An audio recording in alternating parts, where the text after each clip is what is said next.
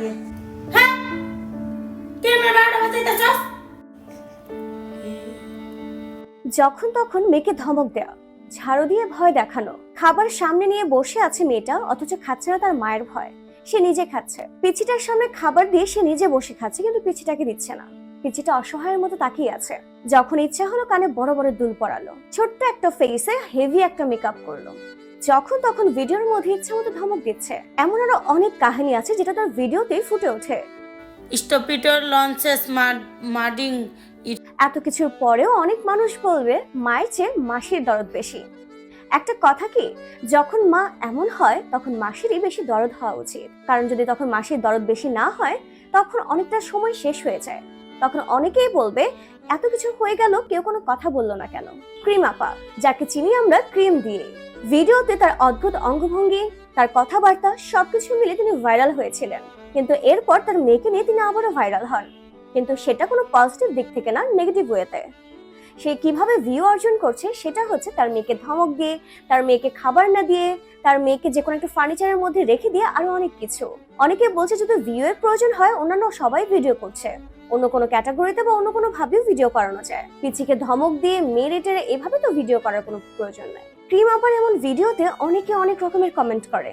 কেউ বলে তিনি যা করছেন সবকিছু ঠিক করছেন, তিনি তো একজন মা, তিনি তার ভালো বুঝেন, তার মেয়ের ভালো বোঝেন।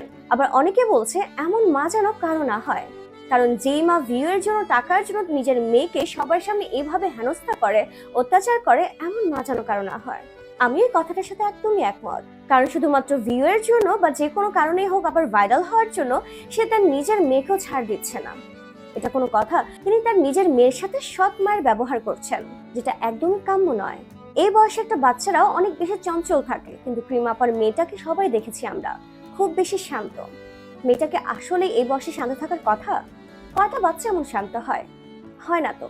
সেই বাচ্চাটাকে রীতিমতো আমার মনে হয় যখন তিনি ভিডিওগুলো করেন, কানে বড় বড় দুল পরান বা মেকআপ করেন, তখন কেন জানি মনে হয় যে হাত পা গুলো বাঁধা, কোনো নড়াচড়া নেই, কিছু নাই। আর বাচ্চাটার মুখে এত ভয়ঙ্কর, মানে ও হাসতেও ভুলে গেছে।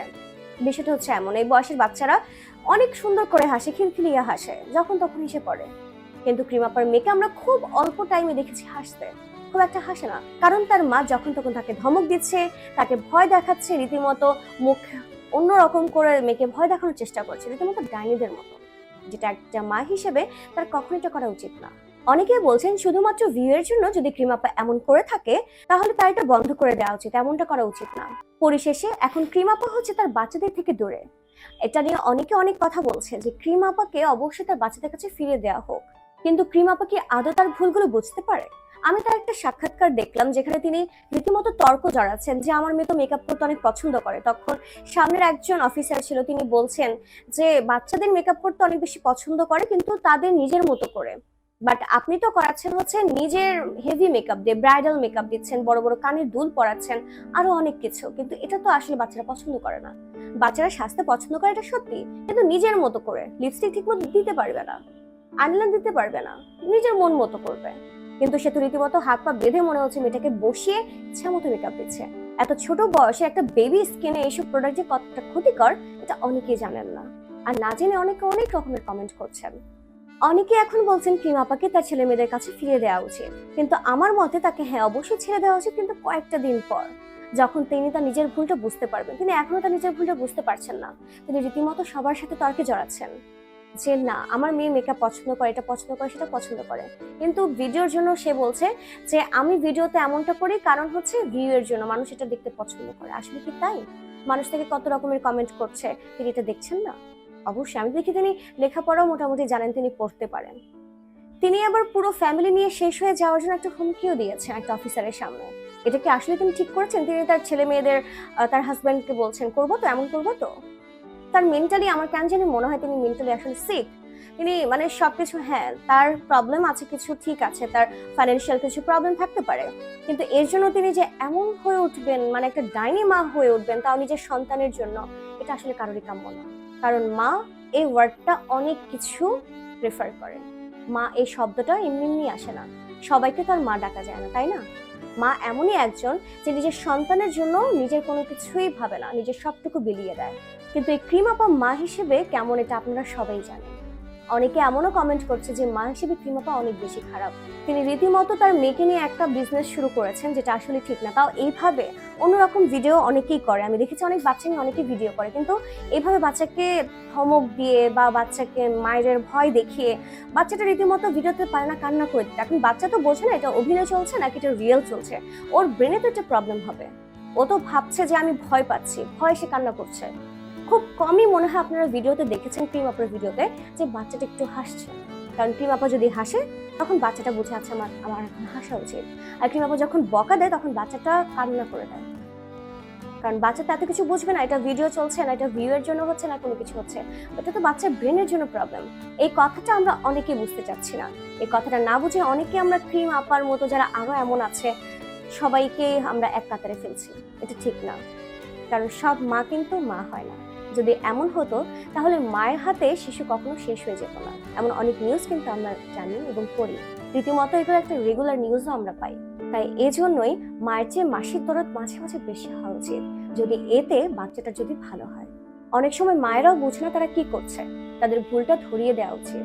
কারণ একটা মা যে সবসময় ভালো করবে বা সবসময় তিনি বাচ্চার ভালো চাইবে এমনটা নাও হতে পারে।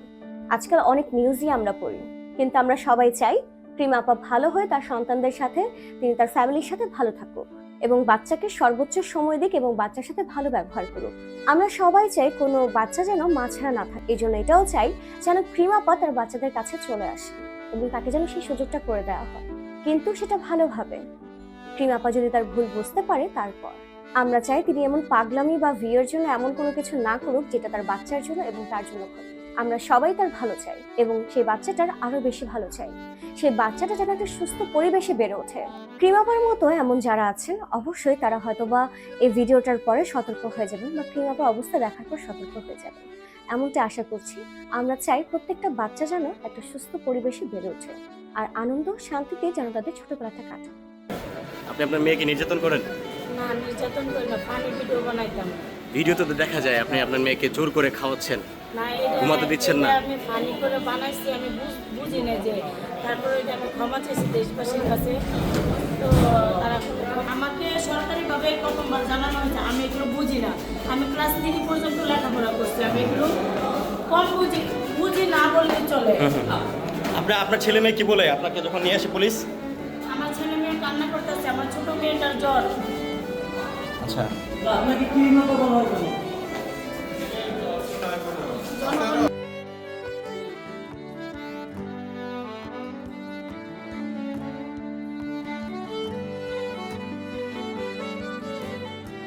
তো ডিয়ার ভিউয়ার্স, ক্রিম আপা এবং তার মেয়েকে নিয়ে আপনাদের কি মন্তব্য অবশ্যই তা কমেন্ট করে জানাবেন। আর ভিডিওটি শেয়ার করতে একদমই ভুলবেন না। আমি স্মৃতি বিদায় নিচ্ছি, এখন দেখা হবে নেক্সট ভিডিওতে।